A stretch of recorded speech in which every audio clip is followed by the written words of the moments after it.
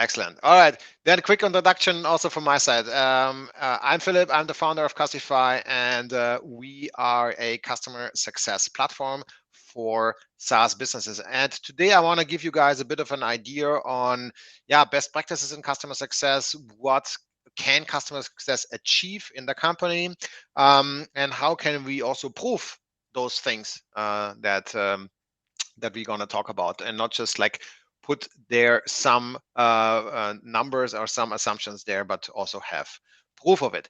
Now, typically the problem that we perceive when we talk to customer success teams is that the teams are perceived more as a cost center, right? So like a classic customer facing team. That means the company is typically not committing enough resources to it. If there are budget cuts, then they will typically also affect the CS team, just as with others. And then this kind of typically starts a cycle where nobody can win anymore. More to that in a second, because we will see what the CS teams typically carry as in responsibility. So if we think about the revenue of a company and what are drivers of revenue, the first thing you would typically say, sure, it's like new customers, right? It's sales, like, or if depends on what you guys are, a sales driven or a more product led driven organization, can of course also be marketing replaced here, but it's new customers, right? That's what you would probably answer. Now, if you think about it, however, the majority of the revenue in the mature SaaS companies, and that's really up to 90%, is coming from existing customers and their expansion. So basically, the fact that they stay with you and that they actually spend more money with you. Um, Now, the primary reason why CS is installed in most companies still as of today is because we want to lower churn. So there is an investor meeting or people look at the numbers and the churn is just not looking good. So what do? We get a customer success team in place that helps to lower that churn. ARR, MR, NRR, I mean, in the end, is all the same thing. The longer the customer stays with you, the more money you generate from them. And of course, this the customer success teams, they are tailored towards lower churn. The question is, how do we know that they do? Because no other department in the company is better equipped actually to deal with this situation. Well, there's a couple of things that we recommend teams doing. And it's the same that you would do if you do A/B testing in your product and to see what kind of flows perform better in the checkout process or similar things. In the end, it's A/B testing in a set of customers that get a CS treatment and others don't. Of course, you will also, and I can recommend that anyway to do that. So you run surveys and interviews with your customers. That can be NPS surveys, that can be CSAT surveys, that can also be analytics that you do on your customer ratings that you probably get. Ratings on, don't know if you are more in B2B, it's like probably G2 or can be Trustpilot or Google in the end. But what do customers say about you? And how do they mention the not just the product but also the experience that they get? This is typically overall the experience I have as a customer is not just your product, it's everything else on top of that. Support, people who get proactively reaching out to me like CS teams.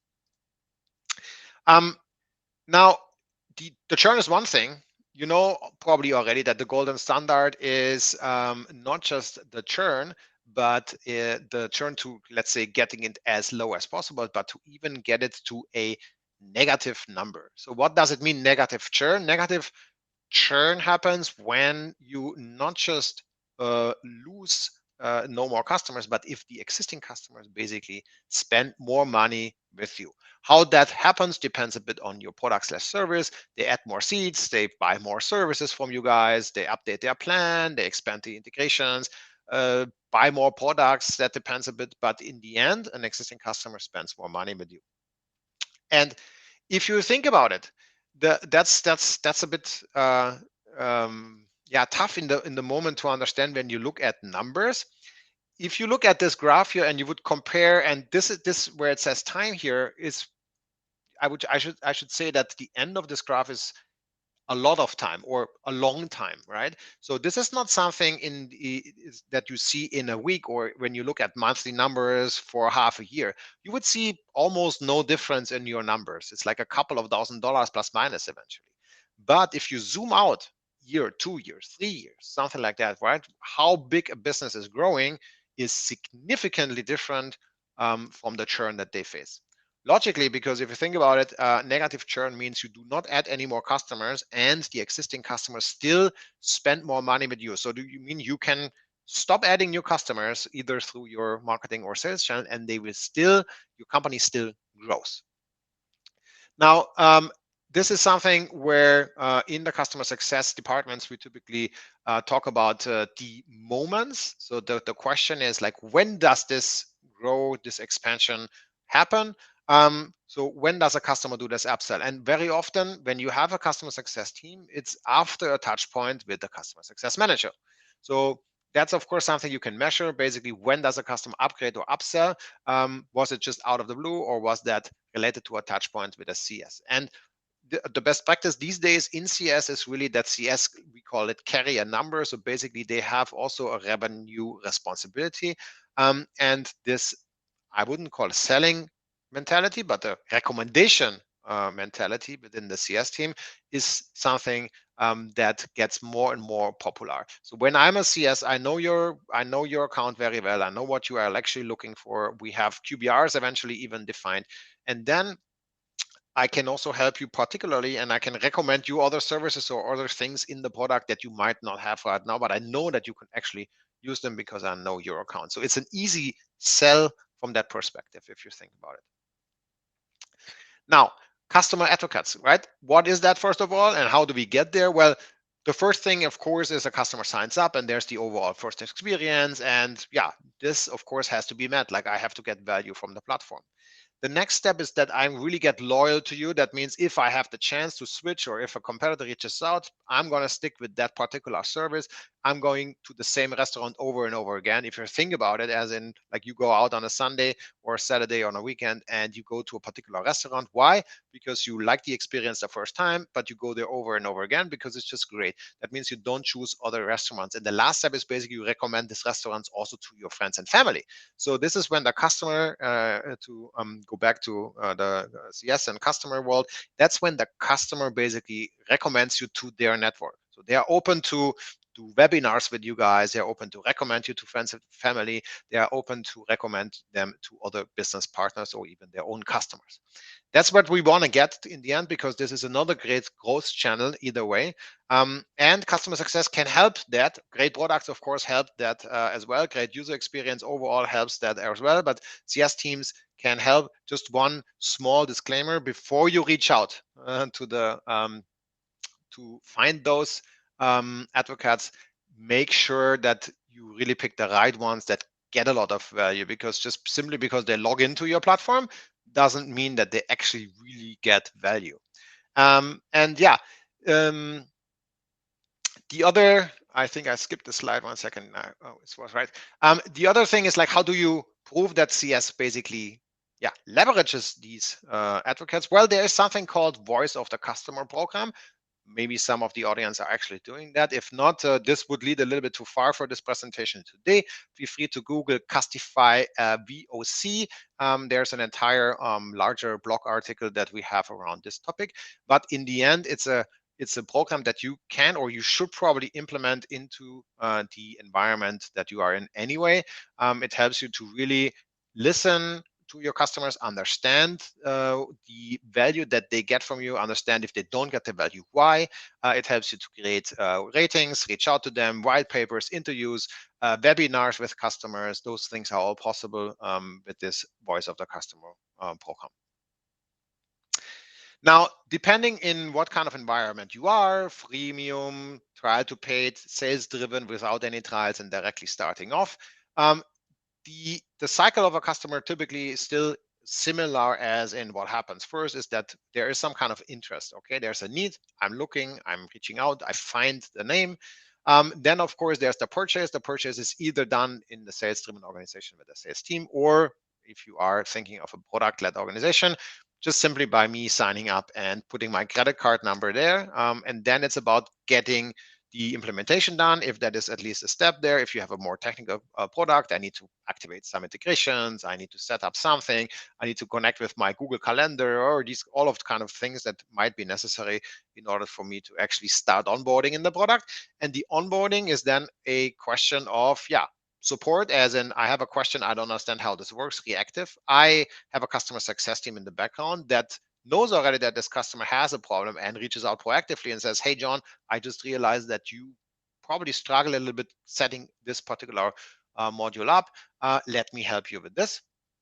Um, and of course, a great product experience in a more product-led growth environment can also help, or should actually help the customer with the onboarding. That can be guided tours, that can be FTUs, first-time experience, and so forth, to help the customer in the onboarding to get to the first value. Now, once I'm getting the first value, it's about adoption slash expansion. So I'm adding more users. I explore more functionalities of the product, these things, I basically spend more money with you. And that's exactly what we talked about earlier, if you remember, which is really essential when you think about the golden standard of negative churn, that I actually spend more money with you. And yeah, this is, I would say there's one thing missing here is certainly also the product here. So success, support, and product are all playing in this harmony. In the end, of course, a renewal comes up. Doesn't matter if it's a month renewal, or if you guys are on the annual plans, with annual contracts, or even longer contracts. At some point in time, the question is going to go, are we stay with you, or are we not? And this is the renewal process.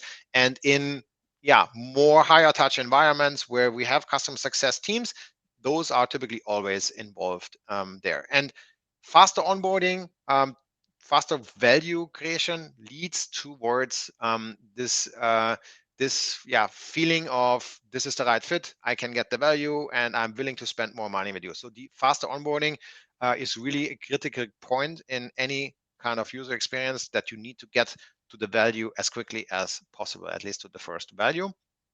Now, how can we prove that CS team has impact on that? Well, again, A/B testing is one option. So we have some segments in our customer base, tech touch, for example, and high touch, and we for some of those there are CS meetings, is a CS treatment in general, and for some others there's not. And then we're going to measure. We're going to see the time to value. We're going to see feature adoption rate. These things.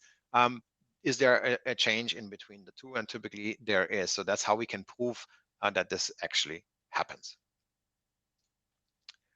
Now, of course, improved customer success metrics will also automatically lead to a higher company valuation. What do I mean by that? Well, there's of course different kind of metrics.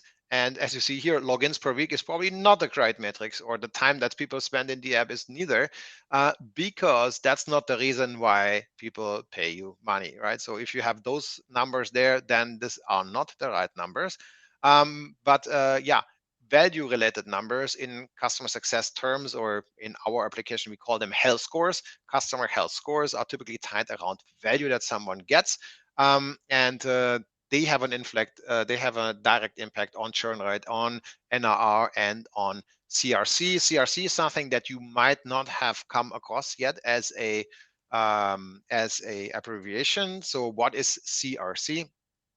CRC basically is something that um, is the equivalent to the customer acquisition costs. However, after they are with you, so after they are a customer, so customer retention cost. Uh, how do those customer retention costs occur in the end? Well, if you think about the money that you need to spend to retain that customers, as in short, that is kind of how this number gets calculated. And the CRC is becoming a more and more important KPI that we see our customers measuring, or also investors asking for. In the end, the question is, how much money do you spend that this customer stays with you? That includes, of course, infrastructure and product-related costs, but that also includes the customer support costs and the costs for a customer success department. What does it cost to in the end, to also renew this customer? Is there even an entire renewal team assigned to that? And that all plays into the CRC as a key KPI. This is just like a small excursion here, should you guys come across that, because we see that number, that term and that number popping up more and more when people talk about customer success and the KPIs around it. Now, of course, there's tactics and there's tool. I just mentioned there is something called health scores, but there's plenty of other things in a customer success team that are of relevance. And a tool like Custify, just to tell you a little bit like how we work with our customers, helps you to really drill down and understand what are my KPIs, what are my health scores, when is a customer healthy, how long does my onboarding take, which customer segment is rather treated automatically with probably some emails and chain of emails, and which others do I better call, what's my renewal revenue on risk. It helps you to really understand which customer to focus on and why. This all is of course possible if you add a lot of tools in parallel, but from an efficiency perspective, when we talk about an entire team, then this is typically something you want to have as efficient as possible. Now, I'm there for questions in a second, but just so you know that the CSMs and the companies really need to keep their expectations also in sync. This is not, of course, just true for customer success, but also for any product team. So what are the responsibilities of a CS team?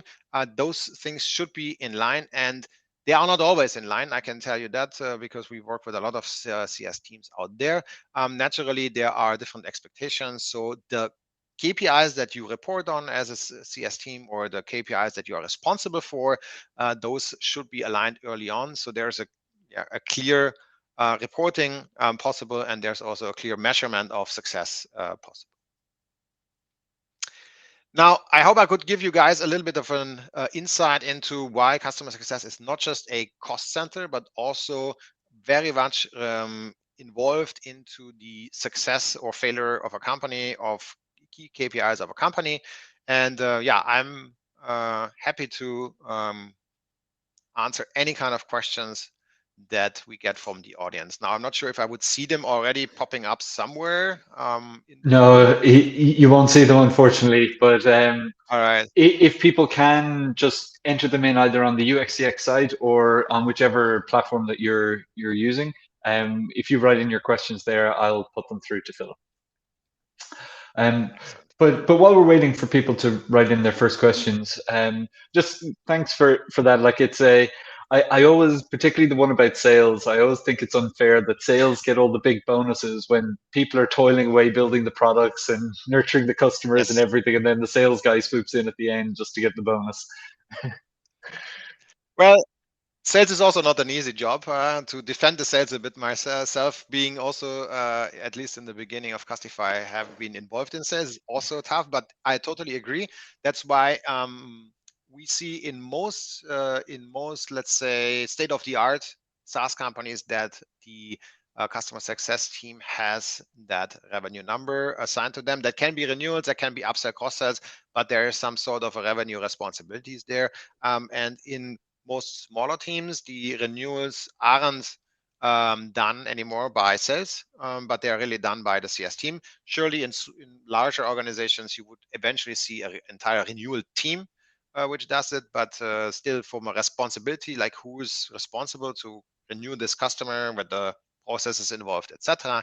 It's really very often in these days the customer success team, which is great because yeah, no one else in the team knows the customer so well than these guys. That means for the renewal, and this is typically also kind of much easier than, imagine someone from a sales team, right? So they sold the customer, maybe it's a sales rep that sold them a year ago, and now the renewal is coming up.